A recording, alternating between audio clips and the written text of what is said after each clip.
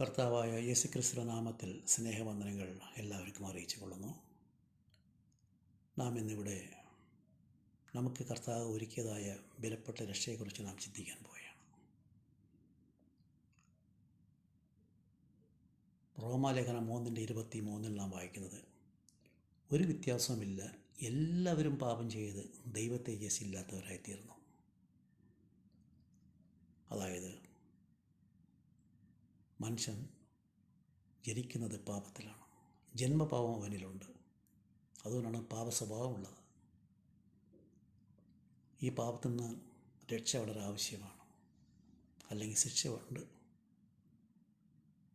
അതുകൊണ്ടാണ് യേശുക്രിസ്തു ദൈവമായിരുന്നവൻ മനുഷ്യനായി ഈ ലോകത്തിൽ വന്നത്.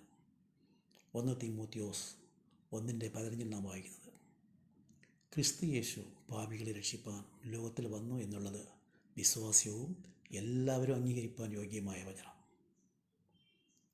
അപ്പോൾ എല്ലാ മനുഷ്യർക്കും ഉള്ള ഏക രക്ഷകനായിട്ട് യേശുക്രിസ്തു ഭൂമിയിൽ വന്നിരിക്കുകയാണ്. എന്നാൽ വചനം വ്യക്തമായി പറയുന്നു, ന്യായവിധി മരണത്തിന് ശേഷം എല്ലാവർക്കുമുണ്ട്. എബ്രായ ലേഖനം 9:27 നാം കാണുന്നതാണ്. ഒരിക്കൽ മരിക്കുകയും പിന്നെ ന്യായവിധിയും ദൈവം മനുഷ്യർക്ക് നിയമിച്ചിരിക്കുന്നു. മരണം നിയമിക്കപ്പെട്ടതാണ് എല്ലാവർക്കും. അതേപോലെ തന്നെ മരണത്തിന് ശേഷം ന്യായവിധിയുമുണ്ട്.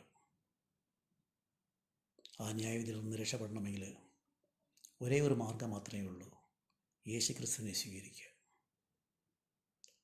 അപ്പോസ്തല പ്രവൃത്തി 4:12 നാം വായിക്കുന്നത്, മറ്റൊരുത്തനിലും രക്ഷയില്ല, നാം രക്ഷിക്കപ്പെടുവാൻ ആകാശത്തിന് കീഴിൽ മനുഷ്യരുടെ ഇടയിൽ നൽകപ്പെട്ട വേറെ ഒരു നാമവുമില്ല. അപ്പോൾ യേശുക്രിസ്തുവിൽ കൂടി മാത്രമേ ഉള്ളൂ രക്ഷ. അത് വളരെ വ്യക്തമായി രേഖപ്പെടുത്തിയിരിക്കുകയാണ് ദൈവവചനത്തിൽ. അതുകൊണ്ട് നാം കർത്താവിനെ സ്വീകരിക്കുക, യേശുവിനെ സ്വീകരിക്കണം. എങ്ങനെയാണ് സ്വീകരിക്കുക?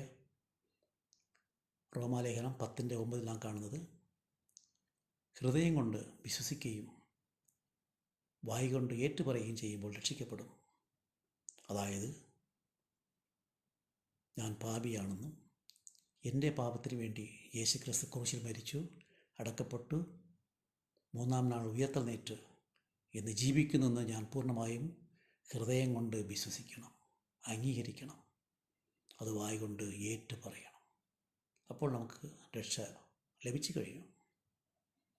അതുകൊണ്ടാണ് യോഹന്നാൻ 1:12 നാം വായിക്കുന്നത്, അവനെ കൈക്കൊണ്ട് അവൻ്റെ നാമത്തിൽ വിശ്വസിക്കുന്ന ഏവർക്കും ദൈവമക്കളാകുവാൻ അവൻ അധികാരം കൊടുത്തു. ദൈവം അധികാരം തന്നിരിക്കുകയാണ്. യേശുക്രിസ്തുവിനെ സ്വീകരിക്കുന്നവർക്ക് ദൈവമക്കളാകാനുള്ള അവകാശം. ആ സമയം തന്നെ പാപത്തെക്കുറിച്ച് കുറ്റബോധമുണ്ടായി ഞാൻ പാപിയാണെന്ന് സമ്മതിക്കുകയും യേശുവിനെ ഹൃദയത്തിൽ സ്വീകരിക്കുകയും ചെയ്യുമ്പോൾ ദൈവത്തിൻ്റെ ആത്മാവ് നമ്മുടെ ഉള്ളിൽ കടന്നു വരുന്നു.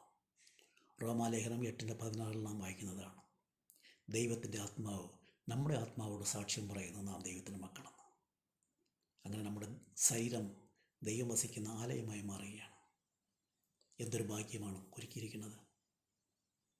നാം പിന്നെ ഒരിക്കലും ശിക്ഷാവിധിക്ക് പോകേണ്ട ആവശ്യമില്ല. യേശു കർത്താവ് വരുമ്പോൾ, ഇപ്പോൾ യേശു കർത്താവ് വരികയാണെങ്കിൽ യേശുക്രിസ്തുവിനെ സ്വീകരിച്ചവർക്ക് നേരെ സ്വർഗത്തിലേക്ക് പോകാൻ സാധിക്കും, മരണം കൂടാതെ തന്നെ. അല്ല, മരിച്ചു പോയാൽ യേശു കർത്താവ് വരികയാണെങ്കിൽ ഉയർത്തുന്നേറ്റ് സ്വർഗത്തിലേക്ക് പോകാൻ സാധിക്കും. ആ നിലയിൽ ദൈവം നിങ്ങളെല്ലാവരെയും സഹായിക്കട്ടെ എന്ന് പറഞ്ഞുകൊണ്ട് എൻ്റെ വാക്കുകളെ ഞാൻ ചുരുക്കുന്നു. ദൈവനാമത്തോടെ